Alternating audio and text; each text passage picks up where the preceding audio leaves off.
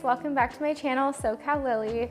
Today I'm gonna go in deep and talk about my personal growth journey and little tips and things that have helped me along the way to keep me sane and to keep me going with my own personal routine and self-help. And staying mentally strong and healthy is number one for everything. So I'm excited to share with you guys my little tips, and let's get right into it.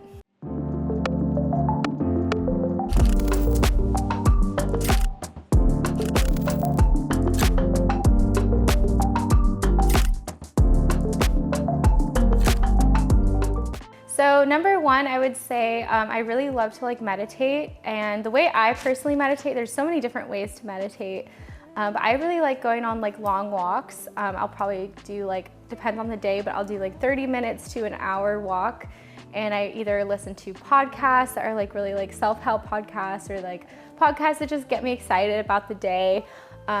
Or sometimes I will just go listen to music, or I'll just do it in silence. And sometimes it's just really nice to go outside and go on a long walk and enjoy nature. I like to do this definitely in the morning, first thing before I do anything else.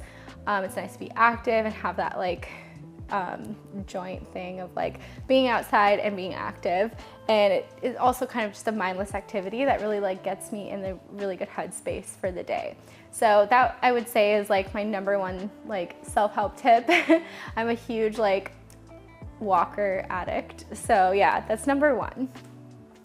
But yeah, I also really love when I'm trying to grow and become more of myself and really understand life. I really love reading books, and it's hard to really force myself to do that sometimes, but when I do, I see the huge benefit. It's hard to find the time, but I think it's really worth it. And so I just want to share a couple of books that are my favorite little self-help books that have really made a huge difference on my life. So this first one, this is actually the most latest book I've started reading, and it's called The 4 Agreements. It really just talks about inner peace and how you can build healthy relationships. And it's a very simple book. It's just kind of simple teaching, but I really like that, what it talks about, and how I can apply that to life, because it talks just about how you can make your life more meaningful. So this is a really good book. If you haven't read it, I would definitely 10 out of 10 recommend reading The 4 Agreements. And then I also really love, I actually haven't read this book in a long time, but I remember when I did, it changed my life, and I was just in a whole season of starting new habits and working out and eating healthy and just really taking care of myself and prioritizing my mental health. But this book, Aim True, it's not super popular. I don't even remember how I found it, but it's just really cute because it has a mix of workouts, but not even workouts. They're more self-love workouts. They're yoga workouts and everything. And then also it has a mix of really healthy recipes that you can learn. It's just a lifestyle book that I feel is a really good guidebook for if you're ever feeling inspired and you want to try something new. And she just really talks about how you can connect with yourself and everything. And I think we have to live and eat and work and do things. So it's just there's the essential parts of life. I really recommend using this book because yeah, it talks about with more than 85 delectable recipes and 100 yoga poses.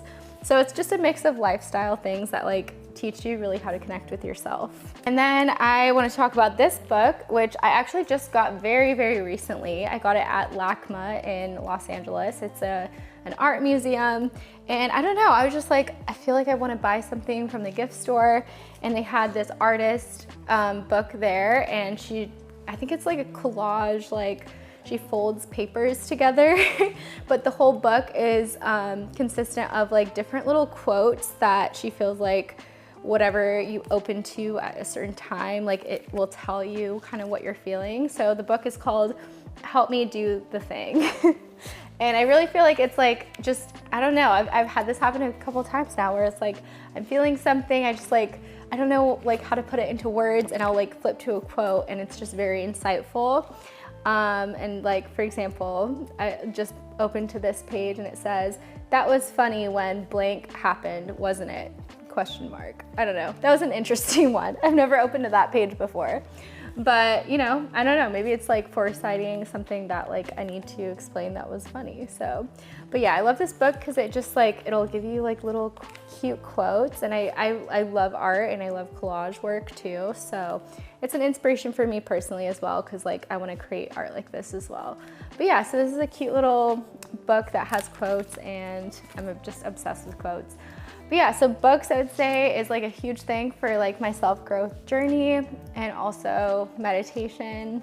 So the next little technique I like to use if I'm kind of building on my self-help journey, but like I actually end up doing this a lot in yoga classes that I take, but it's actually breath work, and I've like noticed a huge difference in just my overall mental state and feeling relaxed. And I need to do it more on like a day-to-day basis, but I've noticed I only do it really when I'm in like a yoga class, because they'll kind of guide you through it. But definitely like breathing techniques help me go through a lot of things. And whenever I'm dealing with something, like I'll just like breathe in, and I usually breathe in for 4 counts, hold it for 3 to 4 counts, and breathe out. And it can just like settle your mood. Like if you ever struggle with like anxiety attacks or panic attacks or just anxiety in general, breathing can really help you feel grounded. So that is another technique I like to use for my self-growth journey. Like whenever I'm just feeling kind of disassociated, out of body, like it's really nice to like do something like that. So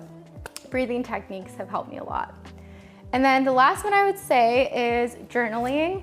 And so I've got this little cute journal here, and I really love to like journal just like my day, or just like also when I'm feeling, or also like sometimes I'll just have these moods where I like get in a really depressive mindset, and I'm like, okay, this is not what I should be feeling right now. Like, so I make it a point to write down all of the things I'm grateful for and all the things that I know in the future is possible, because I feel like journaling, like you can really manifest a lot of things, and if you stay consistent with like journaling, you can really like change your life.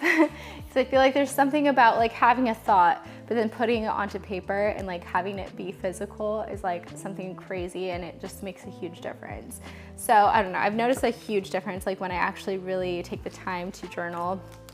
The past few months I like started journaling that, well, I was trying to get back into like what my interests were. Then I also like went through a phase where I was like, okay, I need to like let go of some things. There's some things in my life that I'm holding on to too much. And whether it's emotions or thoughts or like feelings about situations or people, like I don't need to hold on to this, because who knows if it's true or not. Like it's not my responsibility. So I wrote down a whole list of this month I am letting go of these things. And they're things from judgment, distraction, perfection, dependence, defeat, like feeling like I'm always defeated. Maybe that's just like a mindset thing. And then once I let go of those things, I was like, okay, this month I'm welcoming in these things. And I welcome in self-love, openness, focus, encouragement, independence, strength, and just like a huge list. And it went on and on. I still let go of more things, and then like realized, okay, there's still more things I need to let go of, but there's still more things. Like once you say no to something, you can always say yes to something else. So yeah, that's my little journal excerpt. I also just love writing about my day, just stuff that doesn't make any sense. I think it's really nice to kind of let your mind go free and like journal whatever you want. But yeah, that's another tip, and probably my final tip for right now, because besides like yoga, working out, staying fit and healthy, those are all important things, but it really does come down to your mindset at the end of the day. And I'm just excited to grow more and build my self-discovery and like self-growth even more. So yeah, I hope you guys learned something, and let me know your favorite tips and tricks for self-care. I would love to know. And if you've tried any of these things and it worked for you, also let me know. But yeah, I'll see you guys in my next video.